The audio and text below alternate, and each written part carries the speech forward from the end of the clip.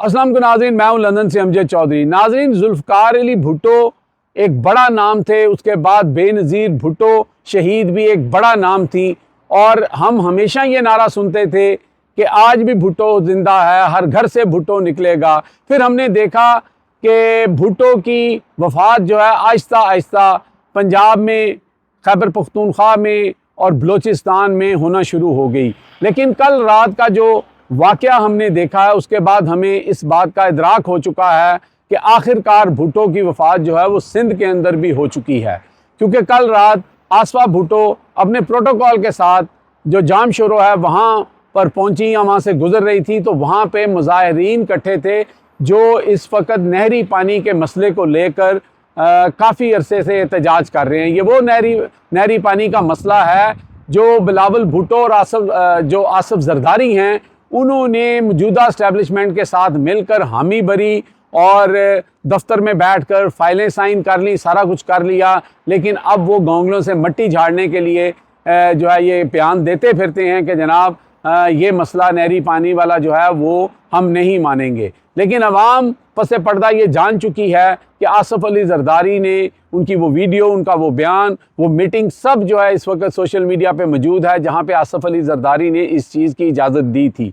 अब कल रात जब वहाँ पे आसफ़ा भुट्टो, ये वो आसफ़ा भुट्टो हैं जिनको जिताने के लिए जो फर्स्ट लेडी भी हैं, याद रखें कि आसिफ अली जरदारी जो हैं उनकी वाइफ जो बेनज़ीर भुट्टो थी, उनकी शहादत हो चुकी है। तो ये जो फर्स्ट लेडी का ख़िताब है वो आसफ़ा भुट्टो को मिला हुआ है। और आसफ़ा भुट्टो को जिताने के लिए जब इलेक्शन हुए थे, आपको पता है कि वो बिला मुकाबला हो गई थी। और वो किस तरह बिला मुकाबला हुई थी कि जितने कैंडिडेट थे, कुछ को तो दे ले के फोर्स करके बिठा लिया गया, जो एक दो नहीं मानते थे उनको उठा लिया गया। तो फिर इस तरह वो बगैर किसी मुकाबले के असेंबली में आ गई थी। लेकिन देखें, जब आपके रूट्स जो हैं वो पब्लिक में नहीं होते, अवाम में नहीं होते, और ख़ास तौर पे पीपल्स पार्टी, ख़ास तौर पे जुल्फ़िकार अली भुट्टो के मानने वाले, चाहने वाले, वो जुल्फ़िकार अली भुट्टो जिसने पाकिस्तान की तारीख़ में एक आम आदमी के साथ अपने आप को कनेक्ट किया और फिर वहाँ से उनकी जो सियासत थी उसका आगाज़ होता है और फिर वो बेनज़ीर भुट्टो तक जाता है। लेकिन उसके बाद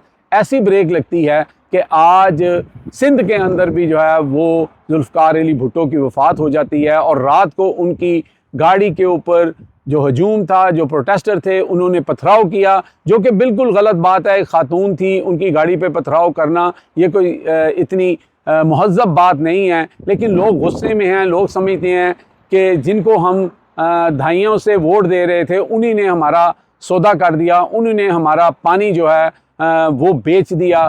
तो इसके ऊपर लोग वहाँ पे नाला थे।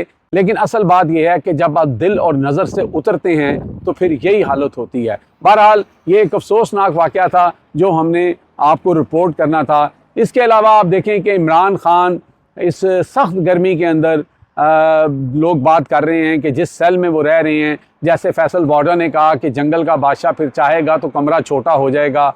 तो इमरान खान, मुझे लगता है कि बाहर लोगों को बहुत ज़्यादा इस बात की फ़िक्र है कि बहुत मुश्किल वक्त है, बहुत सख्त गर्मी है और वो उनका सेल जो है वो तंदूर बन जाता है। लेकिन इमरान खान ने पिछला साल भी वहाँ पे गुजार लिया था, तो अगर उनको अगले 2-4 साल भी गुजारने पड़ जाते हैं, अल्लाह ना करे, तो वो वहाँ पे गुजारा कर लेंगे। लेकिन बाहर जो लोग बादशाह बने हुए हैं या बाहर जो लोग इस वक्त फैसल वाडा जैसे बूट पॉलिशिए बने हुए हैं, उनकी सेटिस्फेक्शन नहीं हो सकेगी, क्योंकि इमरान खान वो आईनी चना है कि जिसको कोई नहीं चबा सकता। यानी अब सारी दुनिया जानती है कि एक शख्स के पास सबसे ज़्यादा ताकत जो है वो ताहयात आ चुकी है। उसके बावजूद इमरान खान अगर डटा हुआ है, अगर वो साबित कदम है, तो फिर आप मुझे बताएं कि कौन सी ऐसी चीज़ है जो इमरान खान को तोड़ेगी। तो इमरान खान जो इस वक्त मुश्किलात और सोबतें बर्दाश्त कर रहे हैं, वो इमरान खान का तो तुर्रा इम्तियाज़ है ही है। वो साथ एक नई जो जोश और एक नया जज्बा और एक नई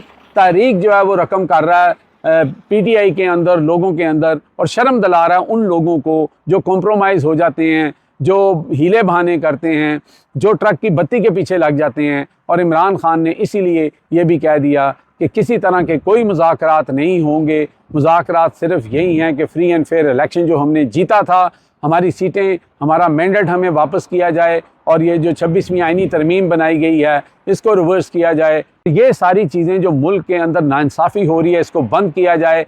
ये यहाँ तक तो इमरान खान डटे हुए हैं। जहाँ तक भारत को लेके, मोदी को लेके और मुल्क की सलामती को लेकर मसला है, उसमें भी इमरान खान जो है वो साबित कदम है और इमरान खान ही नारा लगा रहे हैं, इमरान खान ही आवाज़ उठा रहे हैं। शरीफ ख़ानदान तो गूंगा बना हुआ है। शरीफ ख़ानदान तो अपने सारे तीर जो हैं वो इमरान खान और इमरान खान की जमात पे डाल के ये कह देते हैं, मरियम नवाज शरीफ जैसे, कि जनाब 9 मई का वाक़या जो है वो मोदी के 6 और 7 मई के वाक़े से बड़ा वाक़या है। तो फिर यहाँ से आप अंदाज़ा लगा लें कि इन लोगों की हैसियत क्या रह गई है कि जो अपनी सीट भी नहीं जीत सकते, जो इस्टेब्लिशमेंट के कंधों पे बैठ के जो है वो हुकूमत करते हैं, तो फिर उनकी अपनी हालत तो यही होगी ना, फिर वो इसी तरह की बातें करेंगे। और एक और ख़बर पे हम बात करते चलें कि जहाँ पे DGI-SPR ने कहा कि पाकिस्तान में जो सहाफ़त है वो आज़ाद है, सहाफ़ी कोई भी सवाल कर सकता है, और इंडिया में देखें लोगों को जो है उनके ख़िलाफ़ पर्चे दर्ज हो रहे हैं, उन्हें गिरफ़्तार किया जा रहा है। तो उसके ऊपर सोशल मीडिया के ऊपर अब तूफ़ान बरपा है।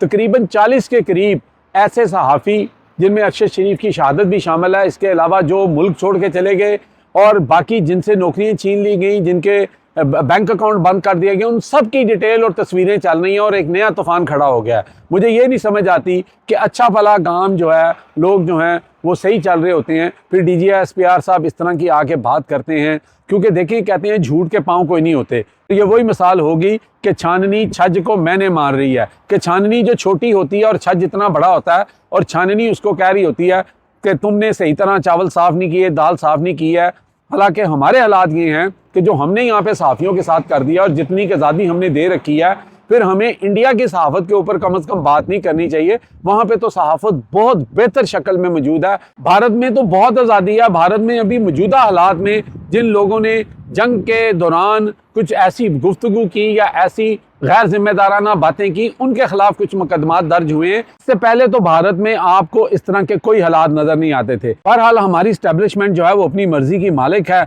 जब वो इस तरह की गुफ्तगू करेंगे तो फिर लोग जो हैं वो सैकड़ों सबूत जो है वो सामने सोशल मीडिया पे ले आते हैं और फिर हमें भी रिपोर्ट करना पड़ता है। अब तक के लिए इतने ही। देखते रहे मेरा channel hit list by Amjad Chaudhary.